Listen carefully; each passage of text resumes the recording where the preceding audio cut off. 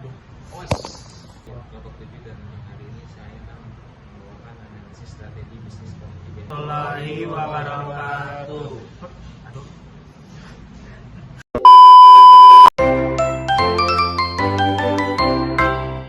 Bismillahirrahmanirrahim. Assalamualaikum warahmatullahi wabarakatuh. Perkenalkan, kami dari kelompok 7 ingin menjelaskan presentasi dengan judul Analisis Janji Jiwa dengan Porters 5 Forces. Sebelum kami memulai, izinkan perkenalkan diri. Nama saya Ralin Alida Yusman. Nama saya Syarif Hidayatullah. Saya Muhammad Furqan. Saya Ibnu Rafi Fazri. Nama saya Muhammad Tias Alara.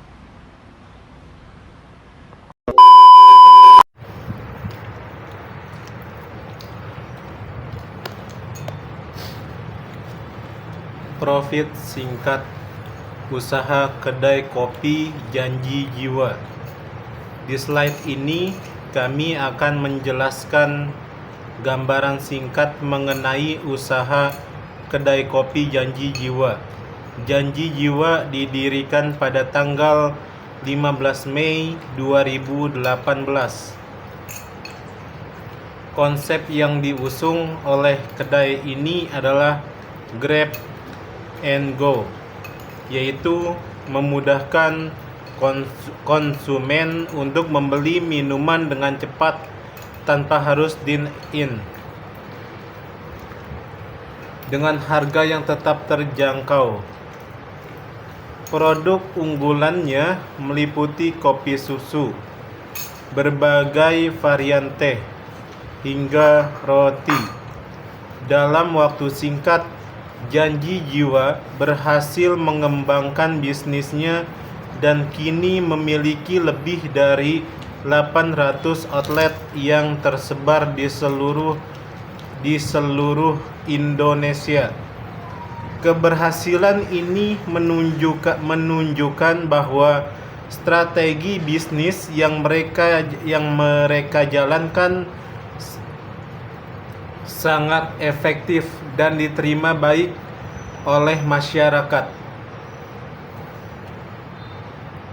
Kedua, slide persaingan antar perusahaan sejenis. Janji Jiwa menghadapi persaingan yang sangat ketat di industri kopi, terutama dari brand-brand sejenis seperti Kopi Kenangan, Fore, dan Starbucks. Produk yang ditawarkan oleh para pemain ini cenderung mirip, baik dari segi rasa, harga, hingga konsep layanan Grab and Go. Hal ini membuat konsumen mudah berpindah dari satu merek ke merek lain karena biaya berpindah yang rendah. Untuk bertahan dan unggul, diferensiasi menjadi hal yang sangat penting.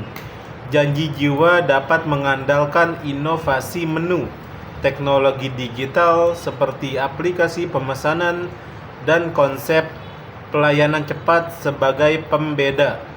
Namun strategi tersebut harus terus dikembangkan agar tetap relevan dengan tren dan kebutuhan konsumen yang terus berubah.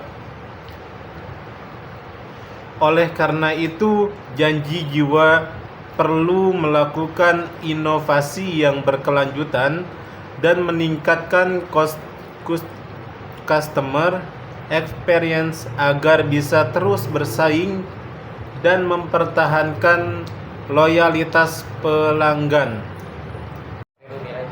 Di industri bisnis kopi seperti Janji Jiwa, hambatan masuk tergolong relatif rendah, artinya cukup banyak pesaing baru yang bisa masuk ke pasar ini.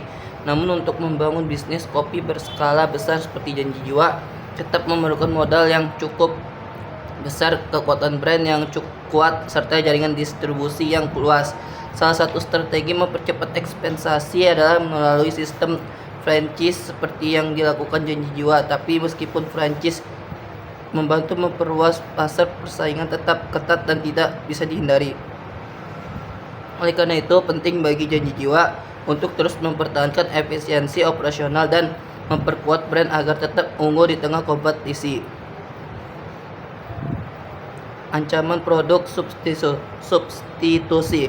Selain ancaman dari pendatang baru, Janji Jiwa juga menghadapi ancaman dari produk substitusi saat ini. Tren minuman alternatif seperti teh, kombucha, dan smoothies semakin populer, apalagi di kalangan masyarakat yang menerapkan gaya hidup sehat. Tren ini mendorong konsumen untuk mengurangi konsumsi gula dan kafein yang bisa berdampak pada penjualan kopi susu. Untuk menghadapi tantangan ini, Janji Jiwa perlu melakukan diversifikasi produk seperti menghadirkan lebih banyak pilihan menu sehat dan inovatif agar tetap relevan dan menarik bagi semua segmen pasar. Selanjutnya kita akan membahas tentang daya tawar pemasok untuk Janji Jiwa. Sebagian besar bahan baku terutama kopi tersedia cukup luas di Indonesia ini. Tentu menjadi keuntungan karena mempermudah pemasok. Namun untuk produk kopi premium atau single origin, ketersediaannya terbatas dan memiliki resiko seperti fluktuasi kualitas dan harga. Oleh karena itu, Janji Jiwa perlu melakukan diversifikasi sumber bahan baku dan membangun hubungan strategis terutama dengan pertanian lokal dan koperasi. Hal itu penting agar mereka bisa menjaga stabilitas pemasok sekaligus mendukung pertumbuhan petani kopi dalam negeri ini. Selanjutnya kita bahas mengenai daya tawar pembeli. Konsumen saat ini sangat sensitif terhadap harga, rasa, dan juga promo. Artinya, mereka mudah berpindah ke brand lain bila merasa ada penawaran yang lebih baik. Tingkat loyalitas pelanggan juga cenderung rendah. Jika suatu brand tidak mampu memberikan diferensiasi dan engagement yang kuat. Oleh karena itu, bagi Janji Jiwa penting sekali untuk memiliki program loyalitas yang menarik serta menjaga konsistensi dalam pelayanan kepada pelanggan agar hubungan jangka panjang bisa terjalin.